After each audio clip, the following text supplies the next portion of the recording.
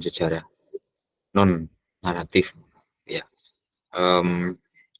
Ini bisa dibaca dalam bukunya Kunto Wijoyo, judulnya Penjelasan Sejarah dan juga Metodologi Sejarah.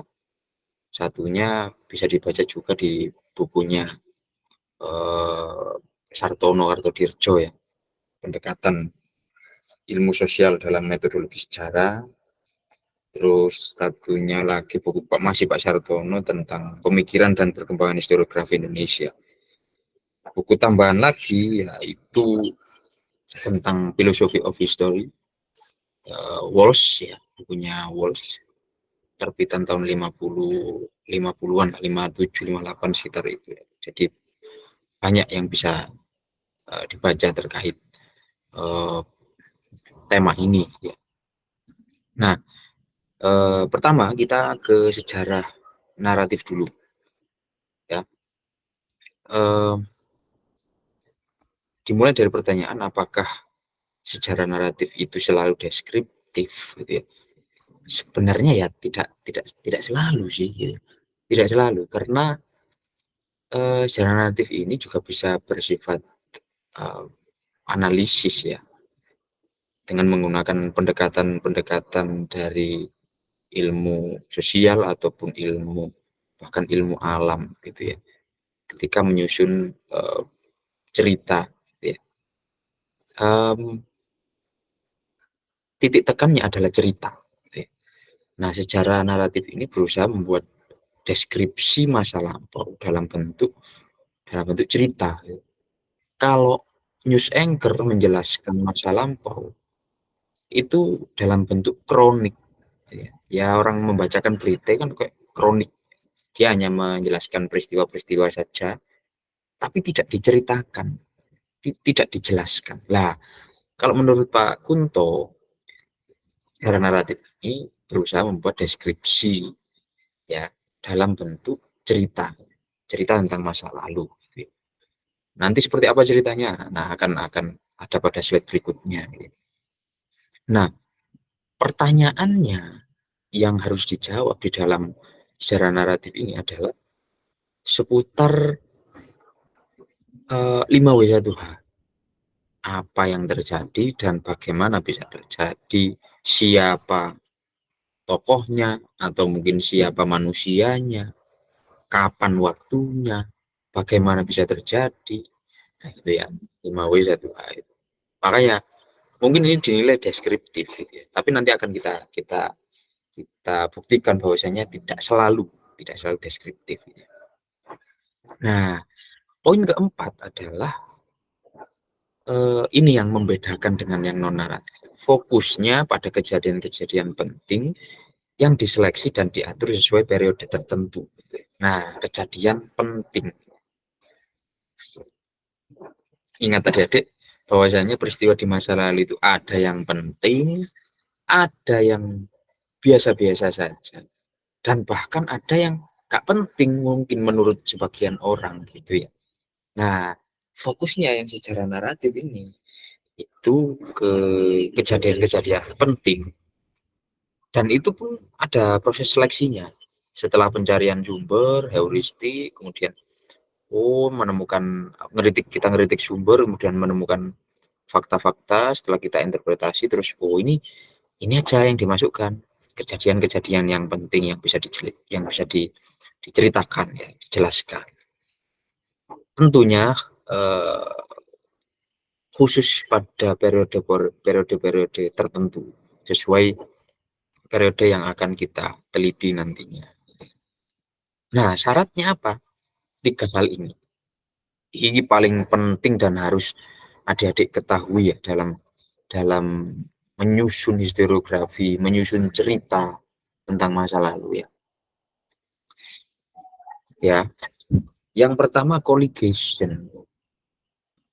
Colligation ini semacam, kalau Pak Kunto dan Walsh menyebutkan kalau colligation ini hubungan dalam peristiwa sejarah. Kalau Walsh ya, W.H. Walsh dalam Philosophy of History an introduction ya, yang sorry, bukan tahun 50-an tadi, saya ngomong tahun 67 ternyata ini saya buka bukunya.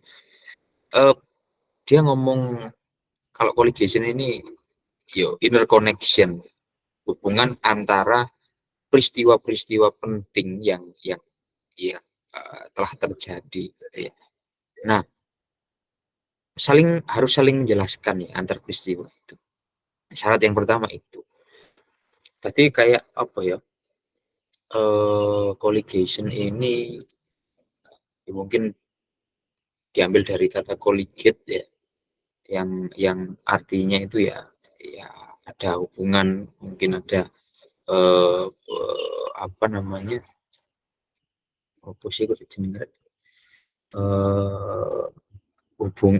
hubungan dekat gitu kan, colligate, terus sistematis juga gitu ya. Jadi enggak satu peristiwa itu enggak ujuk-ujuk terjadi gitu ya. Nah, ada penyebabnya, ada akibatnya ini. Nah ini berlanjut pada syarat yang kedua, plot. Plot ini merupakan interpretasi dan eksplanasi. Ya, jadi peristiwa itu harus dijelaskan secara berurutan. Kalau plot dalam sastra itu kan urutan cerita. Nah, kalau sejarah tidak hanya urutan cerita, harus berasal dari interpretasi dan eksplanasi dari sumber-sumber yang telah didapatkan, dan harus bisa dijelaskan plot itu. Nanti akan saya jelaskan satu-satu ya. Dan yang ketiga yaitu struktur sejarah. Ini struktur sejarah ini bagaimana kita mengorganisasikan sejarah gitu ya. Dan struktur sejarah ini juga yang paling penting juga di dalam sejarah non naratif juga ada struktur sejarah, malah yang paling penting gitu. Kalau di dalam sejarah naratif, struktur sejarah ini juga menjadi salah satu syarat gitu ya. Bagaimana cara mengorganisasikan sejarah agar kajian kita itu tidak terkesan kaku. Nah, kita masuk ke colligation. Pelan-pelan ya. Soalnya ini memang agak rumit kalau kuliah teori gitu. Nah, colligation atau hubungan dalam atau inner connection atau kalau kata Walsh ini dilakukan setelah proses kritik sumber gitu ya. Setelah kita melakukan heuristik pengumpulan sumber, kita akan mengkritiknya, menyeleksi ini sumber yang benar-benar valid atau enggak, ini sumber yang relevan dengan kajian kita atau enggak. Nah, kita kritik gitu ya. Setelah itu kita melakukan ini penggolongan-penggolongan, bahwasanya dari sumber yang kita dapatkan itu mesti dari sumber yang sudah kita kritik itu mesti ada peristiwa yang saling berhubungan antara satu dan yang lainnya, yang mana masih berada di dalam satu konsep besar. Konsep besarnya masalahnya seperti apa, Mas? Ya. Jadi konsep besar misalnya konsep revolusi seperti yang adik-adik lihat. Saya contohkan lah. Kita nulis sejarah militer gitu ya. Terus kemudian kita menggunakan konsep revolusi gitu. Konsep umumnya itu kan sebenarnya ya konsep revolusi ya. Nah, colligation ini berusaha untuk menemukan klasifikasi terkecil ya dari konsep besar revolusi itu. Ya. Gunanya apa? Untuk memperkuat perspektif gitu ya.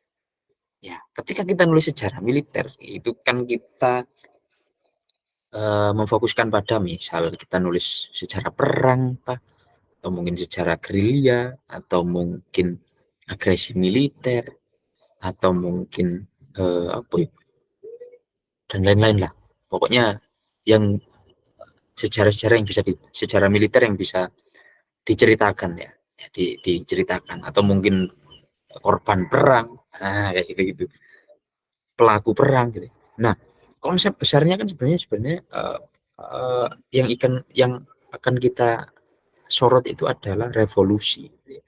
Nah, kita harus mencari konsep-konsep lainnya, ya, konsep-konsep lain.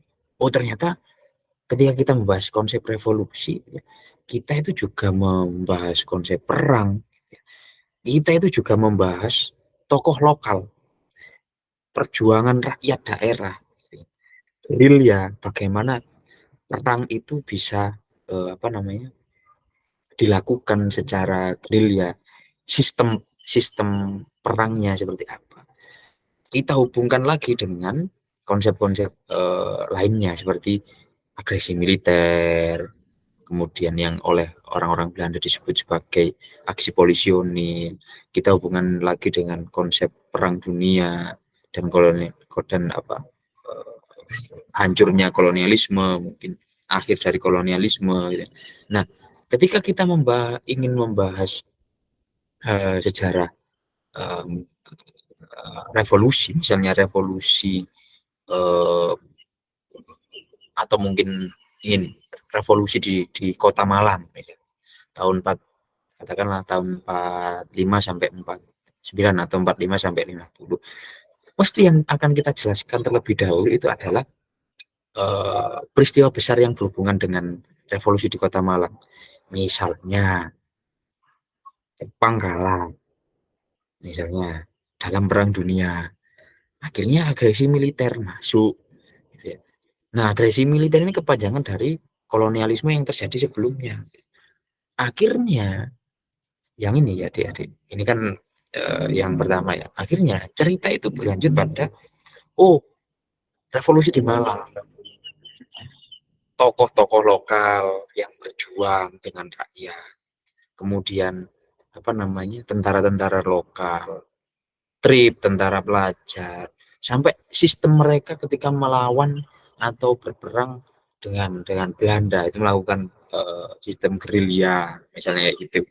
Nah ini yang disebut sebagai coligation, sehingga nanti uh, terciptalah apa namanya fakta-fakta, terciptalah cerita tentang sejarah revolusi di Kota Malang dari satu konsep revolusi, tapi menghubungkan konsep-konsep yang lainnya.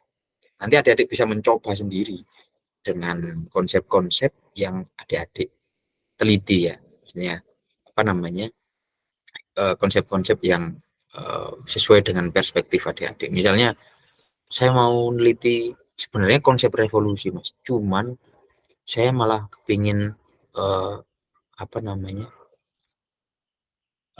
ekonomi sorry saya mau neliti secara militer ya, tapi bukan konsep revolusi yang saya teliti tapi konsep bisnis militer ya, nanti bisa ngomong di ekonomi militer, kemudian pendanaan militer dari mana, kemudian di Kota Malang ini didukung siapa saja, misalnya perusahaan atau pabrik pendukung apa perang gitu ya di Malang misalnya, bisa dibolak-balik sendiri. Yang penting antar konsep, antar peristiwa setelah kita mengumpulkan sumber dan kita kritik itu ada hubungannya. Nah, lah itu mempengaruhi syarat yang kedua yaitu plot, alur cerita yang ada alasannya, gitu ya. Jadi kalau kita hanya nulis, ini plot ini membantu kita untuk menulis. Kalau kita hanya menulis ini, kalau kita hanya menulis misalnya masih tentang ini ya sejarah militer ya, misalnya fasisme kalah dalam Perang Dunia kedua, gitu ya. Fasisme kalah dalam Perang Dunia kedua, fakta. Terus fakta selanjutnya adalah agresi militer Belanda di Indonesia. Nah ini kan sebenarnya eh, apa? Nggak ada hubungan. Sorry, bukan nggak ada hubungan ya. Nggak jelas. Kan fasisme ini kan dari Perang Dunia kedua. Kenapa bisa menjadi fakta selanjutnya agresi militer Belanda yang pertama apa, terjadi di Indonesia. Nah, harus ada yang penting saya kasih kapital ya, alasannya itu harus ada alasan. Jadi penjelasan ketika fakta bahwa ketika eh, fasisme kalah, gitu ya, Jerman kalah, kemudian eh, Jepang kalah oleh sekutu dalam Perang Dunia, lalu di daerah-daerah jajahan muncul kembali proses kolonialisme dengan cara apa? Dengan cara agresi militer kayak gitu. Jadi harus ada alasannya. Plot itu alurnya harus harus harus jelas gitu ya. Seperti menyusun novel. Nah, saya misalkan seperti ini ya. Satu, dua, tiga, kok lima, empat, sorry. Kolonialisme ini menyebabkan apa namanya terjajahnya daerah-daerah. Gitu kan.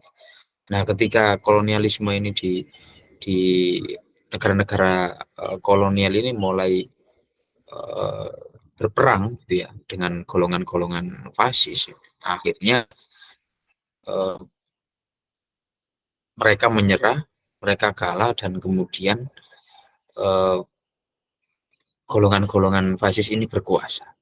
Namun karena mungkin semangat nasionalisme dan semangat liberalisme dari dari daerah-daerah dari negara-negara lain ya khususnya sekutu ini mencuat kepingin memerangi nasionalisme akhirnya kepingin memerangi fasisme akhirnya mereka melangsungkan perang yang kedua.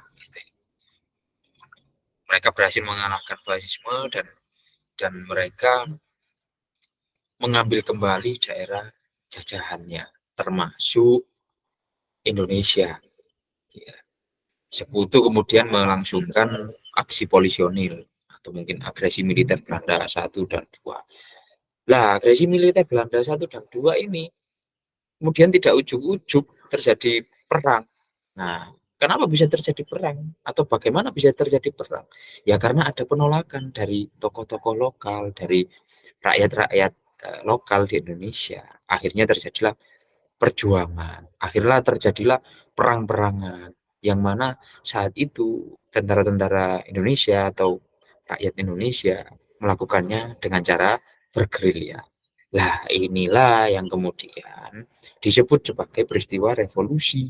Revolusi di Indonesia atau mungkin revolusi di Malang atau di daerah-daerah. Yang mana ujung dari revolusi ini adalah kemerdekaan Indonesia. Seperti itu. Jadi harus ada alasannya. Plot. Nah, yang ketiga, syarat ketiga adalah struktur sejarah. Struktur sejarah ini apa, sangat membantu setelah kita berhasil menyusun, mengkategorisasikan colligationnya, hubungan antar peristiwa, kemudian kita berhasil menyusun plot. Lah, yang terakhir dalam sejarah naratif itu struktur penting banget. Kita bisa membuat struktur sejarah itu eh, kita bisa dari struktur sejarah itu kita bisa mengorganisasikan tulisan kita. Jadi kira-kira struktur apa sih yang dilihat gitu ya? Apakah sosial, ekonomi, politik atau benar-benar militer? Kalau kita tadi contohnya sejarah militer ya, tema besarnya mungkin revolusi sejarah militer. Kalau kita ngomongin perjuangan masyarakat lokal atau tokoh lokal, ya mungkin kita soroti benar-benar militernya boleh, strateginya dia seperti apa, perjuangannya dia seperti apa, gitu. Atau kita soroti politiknya juga boleh, gitu ya. Struktur politiknya, oh ternyata tokoh lokal ini mempunyai kerjasama-kerjasama atau lobby-lobby politik dengan para uh, dengan partai-partai mungkin uh, luar atau mungkin dengan yo borek tolong di mute ya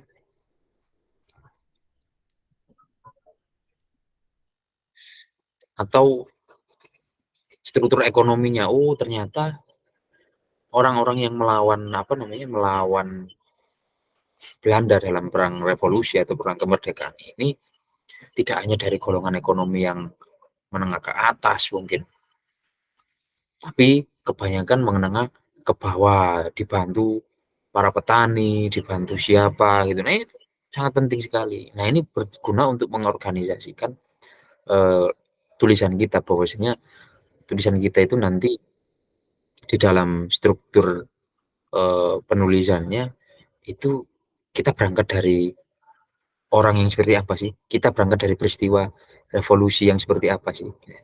Kecil, sedang, atau besar. Tuh. Makanya tidak hanya satu struktur yang bisa digunakan. Walaupun kalian nulis secara militer, jangan beranggapan hanya militer saja. Saya nulis secara militer. Eh, yang saya soroti hanya perangnya saja, Mas, perang revolusi. Tadi yang dibahas dari awal itu perang terus. Ya, bagaimana strategi perang, alat-alat perang, alutsistanya seperti apa, dari mana dukungan perang itu, dukungan alat-alatnya,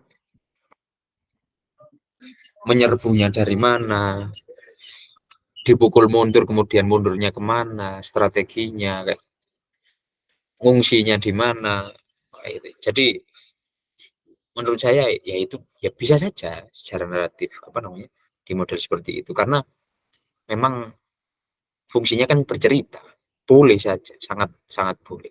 Tapi eh, di sini saya menawarkan dan saya memaparkan menurut Kunto Wijoyo dan Pak Sartono, tidak hanya satu, boleh kalian menyoroti hal-hal lainnya gitu ya, yang tadi misalnya ekonomi perang atau mungkin ekonomi masa revolusi, misalnya struktur yang terkecil, mungkin rakyat miskin yang memberontak karena kelaparan, rakyat kok memberontak, perang, ikut perang karena kelaparan, karena kepingin merapas logistiknya Belanda dan lain-lain, boleh lebih, karena sebenarnya struktur ini membantu eksplanasi sejarah, menjelaskan sejarah. Dengan struktur ini kita bisa tahu penyebabnya, misalnya tadi secara militer ya, penyebabnya revolusi ku apa, korbannya siapa, gimana bisa terjadi, itu dari struktur ini. Dan yang terakhir, biar tidak kaku dan terorganisasikan dengan baik, gitu ya. Karena banyak hal yang bisa digarap dari satu konsep besar revolusi itu, ya. Banyak hal yang bisa digarap, ya, tokoh lokalnya, sistem perangnya, gerilyanya, proses revolusinya, atau mungkin ekonomi pasca perangnya, ekonomi ekonomi ketika perangnya, atau mungkin hmm, tulisannya Pak Ari itu ada yang bagus banget, nulis tentang apa dulu itu ya, eh, apa namanya eh, tokoh lokal tentara gitu yang ikut perang revolusi dan juga dia berkiprah dalam dunia politik, jadi kepala daerah dan lain sebagainya, boleh tulis ceritanya seperti apa sehingga dia berkiprah dalam dalam dunia politik gitu. Jadi tidak hanya perang, agar gak kaku aja sih. Sebenarnya kalau misalnya ditulis strukturnya cuma menggunakan satu struktur saja ya, ya gak apa-apa juga sih. Terserah kalian, pilihan kalian. Ya mungkin kalian nulis secara lisan yang eh, menyoroti satu struktur, misalnya bagaimana wanita berjuang masa revolusi gitu kan, wanita di pedesaan misalnya, ya nggak apa-apa, ya bagus-bagus saja, aman. Maksudnya itu hal yang lumrah dalam cerita sejarah atau narasi sejarah ya, dalam sejarah naratif. Nah, itu tadi sejarah naratif. Nah, sekarang sejarah non naratif ini yang lebih komprehensif. Sejarah naratif ini uh, bisa dikatakan memang dalam tanda kutip cenderung lawas. atau konvensional, karena memang yang ditekankan itu cerita, kok cerita biografi kan, sangat naratif sekali. Nah, perbedaannya dengan sejarah naratif ini tidak sekedar bercerita, tapi mengkritisi masalah-masalah yang terjadi di masa lalu, gitu ya. Misalnya tadi kan contohnya militer ya, cara militer revolusi gitu ya. Banyak yang nulis perang atau tokoh-tokoh lokal, misalnya Hanan Judin, apa yang jadi bupati atau gubernur di Bangka Belitung sana, itu dulunya adalah tentara angkatan udara yang juga berperan di Malang, juga berperan pada masa revolusi gitu kan. Itu tidak hanya apa ngomongin masalah karir politiknya dia atau karir militernya dia, sejarah perjuangannya dia, atau mungkin Hamid Rusdi di Malang gitu kan, Sukertio di Lumajang gitu, dan banyak lagi yang lainnya. Tapi juga ngomongin misalnya eh, mengapa bisa terjun di dunia politik, nah gitu. Pertanyaannya itu tidak hanya 5W1 hal lagi, tapi pertanyaan mengapa dan berbasis masalah. Ciri-cirinya apa secara non-reaktif? Ini yang pertama, problem oriented, berorientasi masalah dari apa ya, yang diteliti gitu ya. Apa yang kita teliti itu kita lihat, kita itu mau menjawab masalah apa sih gitu ya. Masalah bisnis militer, atau masalah bagaimana atau mengapa orang-orang militer ini uh, masuk dalam percaturan politik, atau yang lain. Kemudian kita mencari fakta-fakta dari masalah tersebut atau masalah yang lain gitu ya. Misalnya masalah apa ya, kemiskinan masa revolusi gitu ya. Kenapa bisa terjadi kemiskinan masa revolusi? Atau mungkin masalah sosial yang lain. Kenapa? Mengapa bisa apa namanya? eh, ada prostitusi masa revolusi? Oh, ternyata jawabannya apa gitu kan? Jawabannya adalah ya memang kekurangan logistik, apa? Karena memang perang, atau kalau masalah prostitusi tadi ya mungkin tentara Indonesia membutuhkan mata-mata, karena tentara-tentara Belanda memang saat itu butuh melampiaskan hawa nafsunya kepada perempuan. Akhirnya, nah coba kita bagaimana sih praktek prostitusi masa revolusi? Apakah hanya sekedar sekedar prostitusi, atau hanya atau juga mencari info gitu kan, info-info tentang perang gitu kan. Menariknya seperti itu. Yang kedua, ciri-cirinya mesti pinjam konsep dari ilmu lain gitu. Seringkali meminjam konsep dari ilmu-ilmu sosial gitu. Itu di periode 60-an sampai periode 90-an gitu ya, selama sekitar 30 tahun terakhir. Nah, mulai periode akhir-akhir 90 atau mungkin pasca reformasi lah sampai sekarang, itu malah sudah meminjam konsep dari ilmu-ilmu alam juga sih gitu kan ya. Jadi kalau dari ilmu-ilmu sosial misalnya prostitusi, kemiskinan, kriminalitas gitu ya. Saat ini ya, ya polusi, ya kemudian kesehatan, olahraga, kemudian apalagi kuliner, dan masih banyak lagi yang lainnya. Meminjam konsep dari ilmu-ilmu sosial dan ilmu-ilmu yang lain. Kalau menurut Pak Sartono, kita meminjam konsep dari ilmu-ilmu sosial itu namanya rapprochement. Jadi nanti ya sejarah sosial gitu kan jadinya rapprochement, karena mendekatnya ilmu-ilmu sosial ke ilmu sejarah. Jadi social scientific history gitu ya. Sejarah eh, apa? Sejarah dengan menggunakan pendekatan ilmu-ilmu sosial gitu ya. Ini sesuai dengan mazhab analis yang apa? saya jelaskan pada pertemuan yang lalu, mazhab analis dari Prancis atau ya Prancis. Minggu lalu saya menjelaskan dari mana itu? Jerman ya. Dari kalau misalnya saya keliru gitu ya, nanti tolong diingatkan. Kalau analis itu dari Prancis gitu ya. Atau mungkin minggu lalu saya yang keliru ya, nanti bisa dikoreksi dari Prancis, Lucien Febvre dan Marc Bloch itu. Kemudian dilanjutkan oleh apa? Ya teman-temannya Fernand Braudel dan lain-lain, nanti akan menjadi contoh juga ya. Di konsep-konsep polusi itu sebenarnya nggak ada dalam dalam sejarah, cuman kajiannya sekarang gara-gara memang problem oriented ya, masalah polusi, polusi udara, air, polusi tanah, polusi suara, kebisingan, ya. Bahkan polusi mata ya, polusi apa? Penglihatan gitu ya. Misalnya kita motoran gitu ya. Mengapa sih di jalan-jalan itu setiap 5 tahun sekali itu ada pamflet atau mungkin poster caleg-caleg, calon presiden dan lain-lain. Itu kan juga bisa disebut sebagai polusi kan, masalah.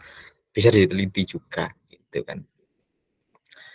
Nah, yang ketiga yaitu fokusnya pada hal yang kecil. Jadi sebenarnya peristiwa besar, peristiwa politik, tokoh-tokoh besar itu fokusnya dikurangi di dalam secara non naratif ini. Tetap digunakan, cuman fokusnya dikurangi. Karena yang ditonjolkan itu masalah-masalah kecil, peristiwa kecil, gitu. Masyarakat-masyarakat kecil, gitu. Ya. Jadi masalah kecil yang berdampak pada hal yang lebih besar, ya. Dan ciri yang keempat yaitu tidak berdasarkan keunikan. Kalau tadi kan sejarah naratif itu kita kan mesti belajar kalau sejarah ini berdasarkan keunikan, kalau sejarah itu karena peristiwanya hanya terjadi sekali gitu kan ya. Nah, kalau ini tidak berdasarkan keunikan, tapi tema tema yang dipilih dalam sejarah yang non naratif ini itu berdasarkan perbandingan dengan fakta-fakta yang lainnya. Misalnya, kenapa kenapa sih polusi terbesar itu terjadi di Jakarta? Kemudian dibandingkan dengan daerah-daerah lain di Indonesia, bahkan di luar negeri gitu kan. Apakah polanya juga sama? Polusi-polusi besar itu terjadi di kota-kota besar gitu. Jangan-jangan tidak gitu kan. Nah kan misalnya Sidoarjo kota industri gitu kan. Ternyata polusinya kadar polusinya lebih besar daripada Surabaya yang kota terbesar nomor 2 di Indonesia misalnya seperti itu kan. Nah, ini bisa makanya eh, tidak berdasarkan keunikan, tapi berdasarkan perbandingan fakta-fakta lain itu tujuannya untuk mengungkapkan pola-pola, mengungkapkan kecenderungan-kecenderungan dan arah perkembangan eh, sejarah gitu ya. Arah perkembangan sejarah, misalnya sejarah polusi tadi di masa lalu itu seperti apa sih polanya? Apakah mesti terjadi di kota-kota besar? Apakah kecenderungannya itu memang hanya di kota-kota besar, kota-kota satelit seperti Sidoarjo atau mungkin Bekasi, eh, Depok itu enggak terdampak. Blitar misalnya, kota di pedalaman atau Malang itu enggak terdampak. Gitu. Nah ini akan bisa ditentukan dan dimensi-dimensi misalnya polusi ini terjadi dalam lingkup besar apa lingkup kecil gitu kan. Nah ini dimensi-dimensi besar dan dimensi kecil ini bisa ditentukan juga ketika kita menulis secara non naratif karena kita menemukan fakta-fakta yang lain gitu kan ya. Kita tidak hanya menjajarkan fakta tapi juga membandingkan dengan fakta-fakta yang lainnya gitu. Yang terjadi di daerah lain bahkan kawasan lain atau negara lain gitu.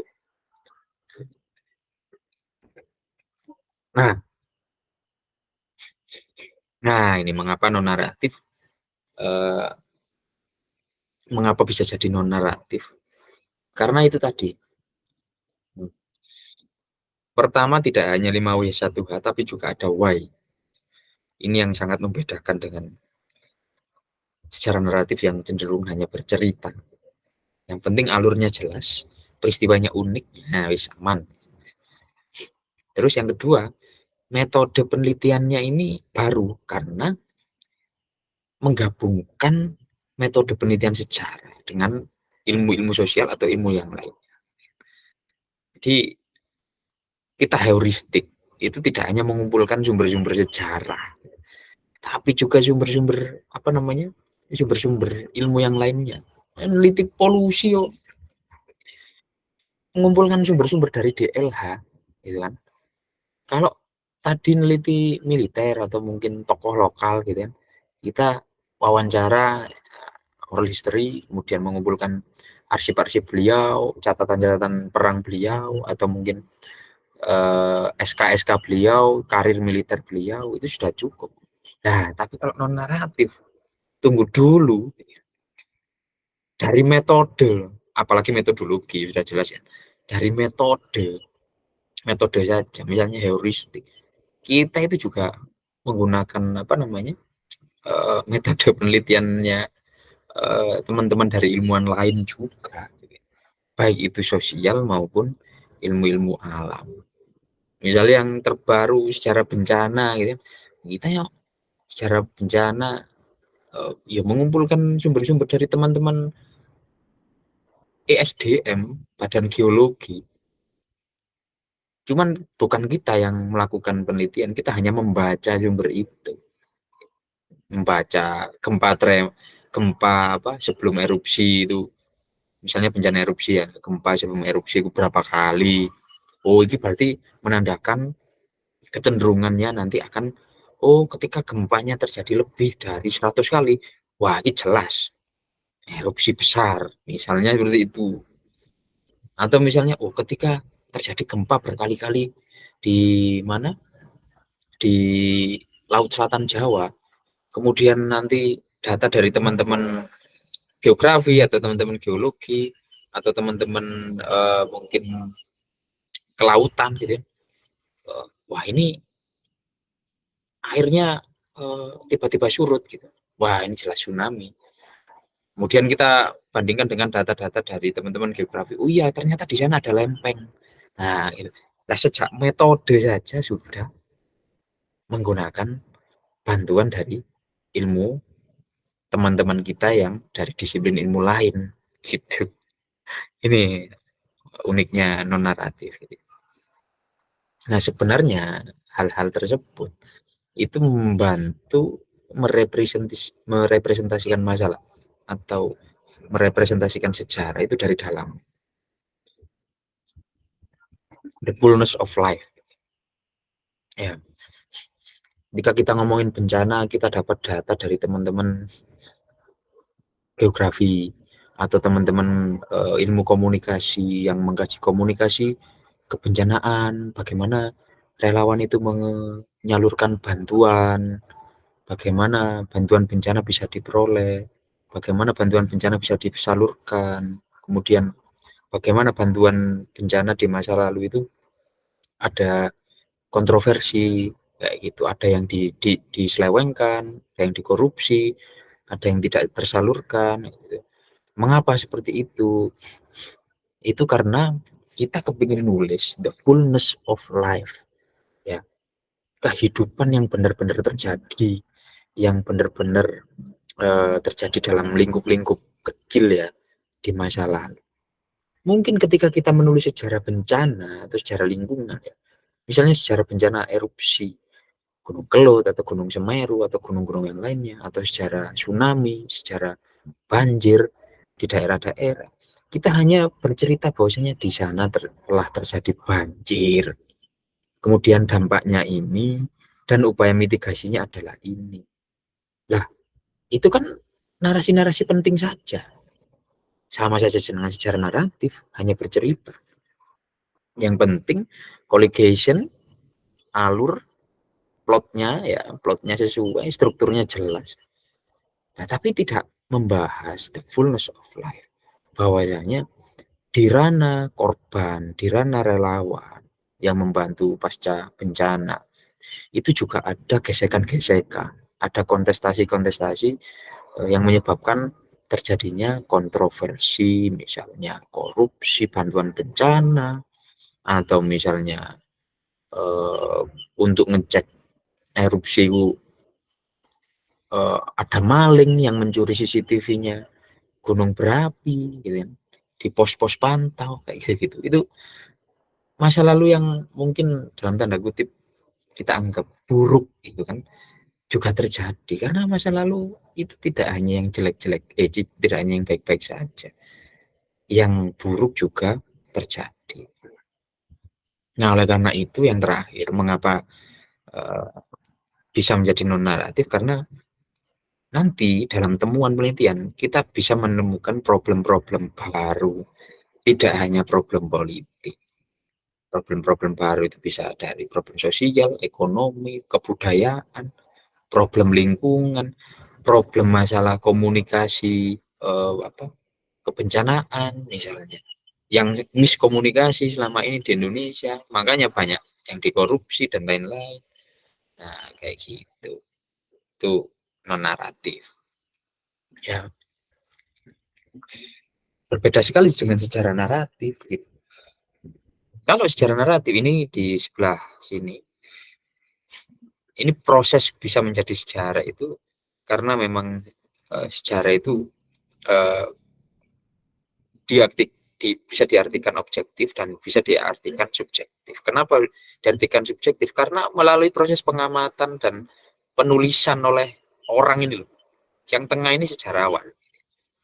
Kalau sejarah itu objektif, ya peristiwa itu yang terjadi di masa lalu, yaitu peristiwa yang sesungguhnya terjadi.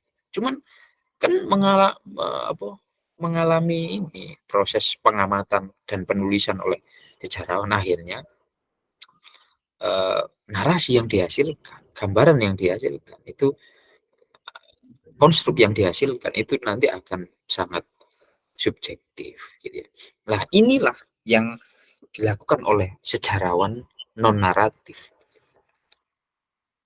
Mereka lebih menekankan struktur daripada cerita gitu kan. Ya.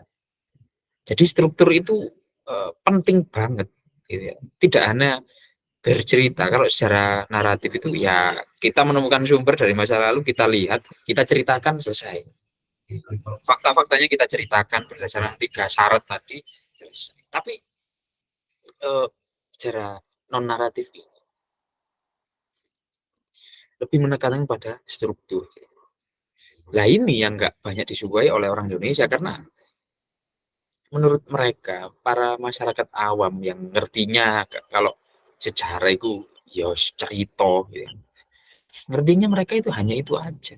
Sejarah sebagai hal yang objektif yang hanya diceritakan. Bukan, sejarah itu sebenarnya hal yang sangat subjektif. Karena melalui pengamatan dari sejarawan. Gitu. Makanya Pak Kunto dan juga Pak Sartono mengungkapkan bahwasanya namanya rekonstruksi. Rekonstruksi. Konstruk yang dibuat oleh manusia itu adalah uh, konstruksi kembali ya, mengonstruksi ulang peristiwa-peristiwa yang terjadi sebenarnya di masa lalu. Ya. Nah, penekanan struktur ini lebih diutamakan karena banyak meminjam dari konsep-konsep ilmu lain tadi, seperti yang saya jelaskan. Makanya yang terpenting itu strukturnya sebenarnya, bukan hanya cerita, gitu ya, bukan hanya cerita dan waktunya, gitu ya. Cerita dan waktu itu juga ditulis, juga diperhatikan, tetapi yang paling penting adalah strukturnya. Karena struktur ini uh, diperoleh gara-gara kita kan apa ya, sejarawan ini mempelajari metodologi sejarah, mempelajari juga metode sejarah, mempelajari juga filsafat sejarah. Dari hasil pembacaan kita, penelitian kita, dan pengalaman kita mempelajari suatu pendekatan atau perspektif tersebut. Nah, ini kita mencoba merekonstruksi, gitu ya. Nah, makanya hasilnya nanti ya subjektif, gitu. Lah, apakah tidak bisa jadi objektif? Ya, tidak bisa. Yang objektif itu ya masa lalu itu, peristiwa di masa lalu. Bisanya kita dari hasil penelitian dan pembacaan sumber dan interpretasi itu, ya bisanya kita hanya mendekati objektivitas saja. Tidak bisa menjadi benar-benar subjektif. Benar-benar objektif. Karena yang objektif itu adalah peristiwa atau kejadian di masa lalu itu sendiri. Gitu. Sementara secara non naratif itu ketika melihat peristiwa di masa lalu yang masih objektif itu, dia kan mengumpulkan sumber-sumber yang memang nukilan-nukilan ya, pecahan-pecahannya seperti puzzle. Itu dimasukkan ke pikiran mereka, ke otak mereka yang mana sebelumnya otak mereka sudah teracuni dengan bacaan-bacaan Boyle, bacaan Marxis, bacaan Weberian, bacaan Hegel, ya, filsafat sejarah, kemudian bacaan Alun Manslow, bacaan dekonstruktif Alun Manslow, siapa Bambang Purwanto dan lain-lain. Akhirnya ketika proses penulisannya tidak hanya bercerita tapi juga mengkritisi, menganalisis, menganalisis fakta-fakta yang terjadi di masa lalu. Kenapa struktur itu penting? Nah ini, yang pertama agar diakronis dan sinkronis, periodisasinya bisa lebih panjang. Gitu ya. Nah, apa namanya? Selama ini kan kalau sejarah naratif itu kan ya yang ditekankan kan diakronis, memanjang dalam waktu, menyempit dalam ruang. Sementara sinkronis memanjang dalam ruang, menyempit dalam waktu. Tapi sebenarnya nggak seperti itu, gitu ya. Golongan masa analis ya seperti Fernand Braudel itu, waduh, longe dure, jadi kurun waktu panjang dan apa tulisannya itu sangat diakronis sinkronis, dua-duanya dipakai. Karena apa? Karena strukturnya dijelaskan bener-bener apa ya, banyak banget struktur yang dia jelaskan gitu ya, banyak banget gitu ya. Yang kedua, bisa mengerti kecenderungan dan arah perkembangan atau perubahan gitu ya. Ketika struktur-struktur itu sudah kita petakan gitu ya, kita mau nulis apa sih, struktur sosialnya, ekonomi lingkungannya, atau politiknya, atau struktur apanya, ekonomi militernya, itu kita bisa apa ya, mengerti kecenderungannya ini, peristiwa ini ke arah mana sih. Nah, kayak gitu. Jared Diamond nulis Collapse, dia memulai dari struktur-struktur terkecil, misalnya dari struktur ekonomi, peternakan masyarakat, pertanian masyarakat, struktur apa namanya pangan kayak gitu. Ternyata kemudian struktur-struktur lingkungan, iklim, curah hujan, kemudian apa namanya kekeringan dan lain-lain, bencana. Kemudian yang membuat satu peradaban itu kolaps. Nah, ini bisa menentukan kecenderungan dan ini arahnya atau perubahannya ini mau kemana sih sejarah yang kita tulis. Gitu. Yang terakhir, pentingnya struktur itu agar kita ngerti entitas yang terkecil gitu. Bahwa masa lalu seperti yang kita bahas tadi, masa lalu itu apa ya? Masa lalu aktivitas masyarakat kecil itu juga terjadi, tidak hanya masa lalu yang apa ya dilakukan oleh orang-orang besar gitu ya, tokoh-tokoh besar gitu ya. Masa lalu entitas terkecil itu juga terjadi. Ngomongin revolusi, ya kemiskinan masa revolusi juga terjadi. Prostitusi yang masa revolusi juga terjadi. Secara bencana atau secara lingkungan, misalnya kita menyoroti konsep besar polusi gitu ya. Tidak hanya polusi industri, ya. Struktur polusi, misalnya polusi tidak hanya polusi besar ya yang disebabkan manufaktur, tapi juga disebabkan oleh oleh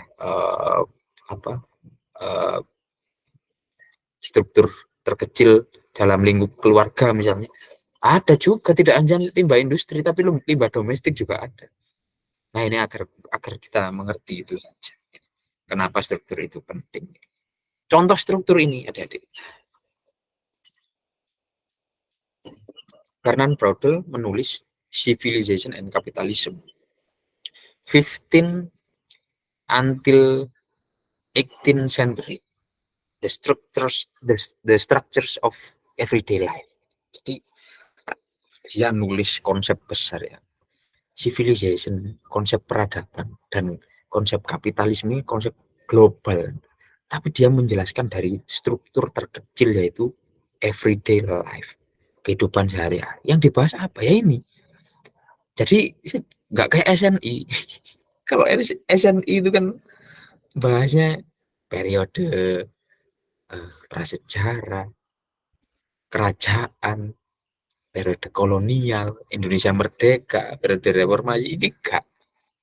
Nah, weight of number, guessing the world population, bahas populasinya seperti apa, ya, pertumbuhan populasinya seperti apa di dunia, gitu kan, ya, ritme populasinya seperti apa, ya.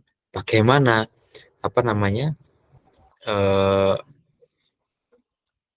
penyakit-penyakit itu bisa menyerang bisa menyerang penduduk, gitu kan, ya kan? Ini seperti ini tulisannya. Bagaimana perang antara penduduk, gitu kan, antar suku. Jadi seperti itu. Daily bread, apa yang mereka makan kehidupan sehari-hari di abad 15 sampai abad 18, bayang, ya kan? Yo mangan nasi, mangan jagung, ya kan?